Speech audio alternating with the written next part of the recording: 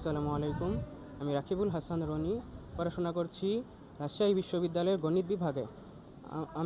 আমরা দুই ভাই ছোটোবেলা থেকেই আমরা একসাথে পড়াশোনা করছি।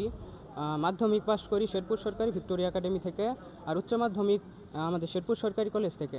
তো আমাদের ছোটো থেকেই লক্ষ্য ছিল আমরা যেখানেই পড়বো একসাথেই পড়বো। সেই লক্ষ্যে আমরা প্রথমবার ভর্তি পরীক্ষায় যখন অংশ নিই তখন রাজশাহী বিশ্ববিদ্যালয়ে আমার পজিশনে সাবজেক্ট আসতো যদি করতাম, কিন্তু আমাদের লক্ষ্য ছিল একটাই যে আমরা দুই ভাই একসাথে পড়বো। তার জন্য দুইজনে আবার সেকেন্ড টাইম পরীক্ষা দিই। এবার আলহামদুলিল্লাহ আমরা দুই ভাই রাজশাহী বিশ্ববিদ্যালয়ে ভর্তির সুযোগ পাই। এলাকায় অনেকজন মজার ছলেই বলতো যে তোরা ছোটো থেকে একসাথে পড়তেছিস, হয়তোবা ভার্সিটি লেভেলে গিয়ে আলাদা হয়ে যেতে হবে। তো আমরা